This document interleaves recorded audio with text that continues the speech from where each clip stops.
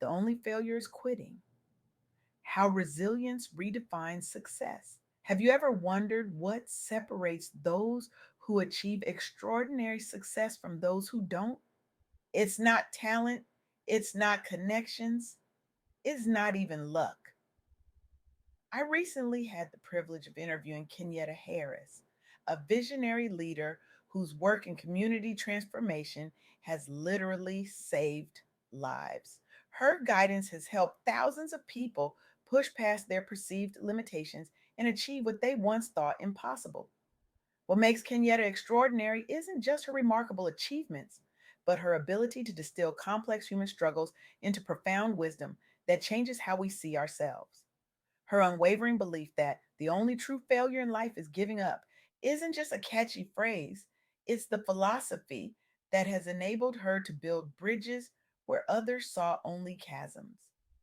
Most people, Kenyetta told me during our conversation, are just one more attempt away from breakthrough. That statement hit me like lightning. One more attempt, one more try, one more push forward when everything in you wants to retreat. How many dreams have died on the vine because someone stopped just short of harvest? How many world changing ideas never materialize because their creator encountered the first, fifth, or 15th no and decided that was the end of the story? The truth is uncomfortable but necessary. We live in a culture that romanticizes overnight success while hiding the years of rejection, setbacks, and failures that preceded it. We celebrate the highlight reel while ignoring the deleted scenes, the moments of doubt, the tears, the questioning if it's all worth it. But what if we've been measuring success all wrong? What if success isn't about never falling, but about how many times you're willing to get back up? What if the true measure isn't how quickly you reach your destination, but your refusal to abandon the journey? This perspective isn't just motivational fluff, it's backed by the lived experiences of extraordinary individuals who transformed industries, broke barriers, and created new possibilities, all because they refused to quit. Take Ursula Burns. Born to a single mother in public housing on Manhattan's Lower East Side, Burns faced economic hardship and systemic barriers that would have stopped many in their tracks. Engineering was hardly a welcoming field for women, let alone Black women, when she began her journey. But Burns didn't see obstacles as stop signs. She saw them as data points, information about what needed to change, not reasons to retreat. Starting as an intern at Xerox in 1980, she climbed steadily despite constant doubts about her potential. The whispers followed her. She doesn't belong here. She's not executive material. She won't last. Those voices could have become her internal narrative. Instead, they became fuel. With degrees from Brooklyn Polytechnic Institute and Columbia University, Burns seized every opportunity at Xerox, rising through technical roles despite being underestimated at every turn. In 2009, she shattered the ultimate glass ceiling, becoming the first Black woman CEO of a Fortune 500 company. Under her leadership, Xerox transformed from a copier company into a global business services provider. She oversaw major acquisitions, restructured operations, and advocated fiercely for diversity in STEM fields. But here's what's truly remarkable: Burns never saw her success as exceptional. In her view, she simply refused to quit. As she once said, dreams do come true, but not without the help of others, a good education, a strong work ethic, and the courage to lean in. The courage to lean in. The courage to stay when everything and everyone tells you to go. This pattern repeats across industries and experiences. Consider Tristan Walker, founder of Walker and Company Brands and creator of Bevo, a grooming line specifically designed for people of color. When Walker first pitched his idea for razors designed for coarse or curly hair, addressing razor bumps, a common issue among Black men, he faced rejection after rejection. Investors told him the market wasn't large enough, that mainstream brands had it covered, that his vision was too niche. These weren't just professional rejections, they were personal invalidations, denials that the problems he and millions of others experienced were even worth solving. But Walker refused to accept that narrative.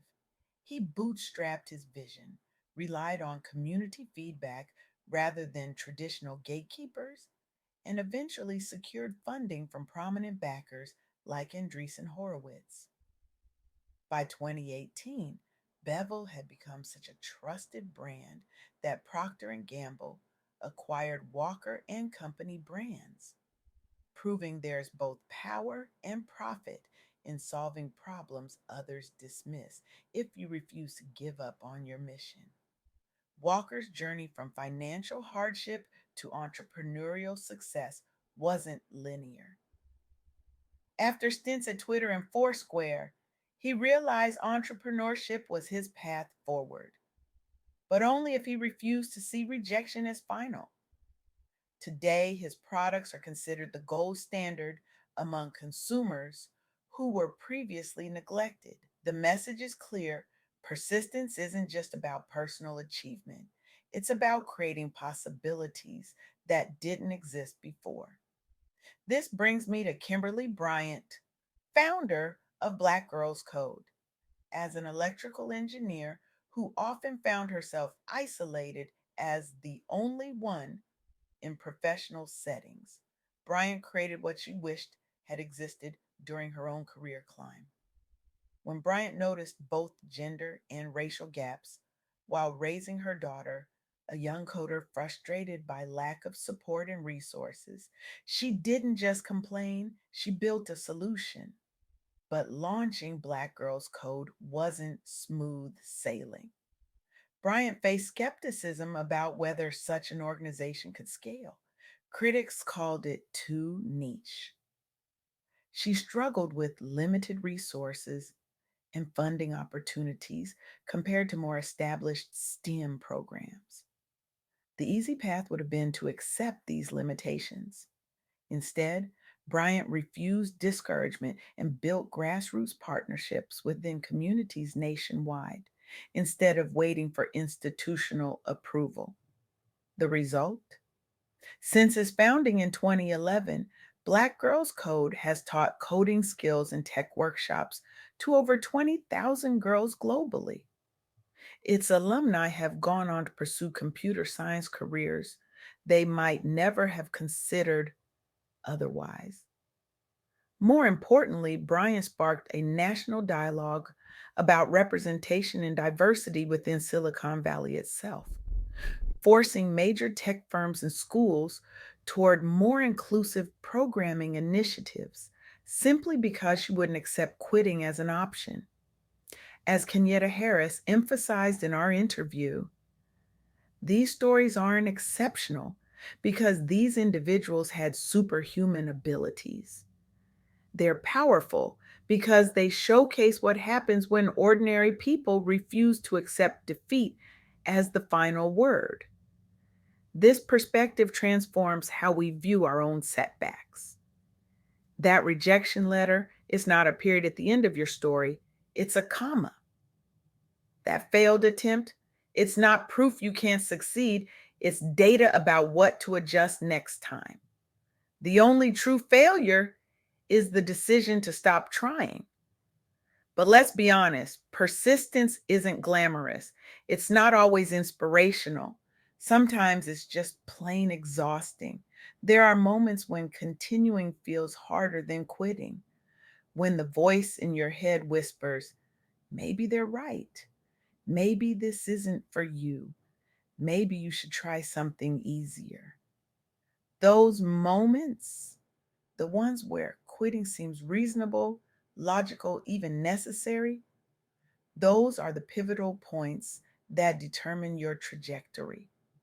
What separates those who ultimately succeed isn't that they never have those thoughts, it's that they acknowledge the thoughts, feel the exhaustion, and continue anyway. As Kenyetta shared, resilience isn't about never feeling tired or discouraged. It's about what you do with those feelings. This perspective is particularly crucial for communities that face systemic barriers. When Ursula Burns, Tristan Walker, and Kimberly Bryant refused to quit, they weren't just changing their own lives, they were creating blueprints for others to follow, proving that persistence can overcome even deeply entrenched obstacles. Their refusal to quit has paved the way for greater representation and empowerment in business and leadership. They've shown that you are not alone in your struggle and that your persistence matters not just for you, but for everyone who will follow the path you're clearing.